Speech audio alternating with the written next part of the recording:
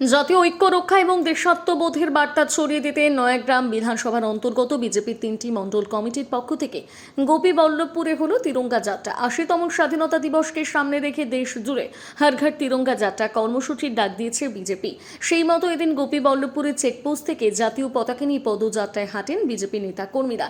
মিছিলের শুরুতে একটি দীর্ঘ জাতীয় পতাকা নিয়ে হাঁটেন বিজেপির কর্মীর সমর্থকেরা। তারপর নেতৃত্ব সহ শত শত বিজেপি কর্মী জাতীয় পতাকা হাতে মিছিলে হাঁটেন। বন্দে মাতরম ধ্বনিতে মুখরিত হয়ে ওঠে পুরো গোপীবল্লভপুর বাজার এলাকা। উপস্থিত ছিলেন ঝাড়গ্রাম জেলা বিজেপির সভাপতি তুফান মাহাতো, ইনচার্জ বাবলু বরণ সহ সভাপতি শুক্লাল মান্ডি, নয়গ্রাম 3 মণ্ডল সভাপতি স্বপন রথ, সম্পাদক সুমন্ত মহান্তি, তাপস্বী ভাস্কর মণ্ডল প্রমুখ। भारत माता की भारत माता की भारत माता की वंदे मातरम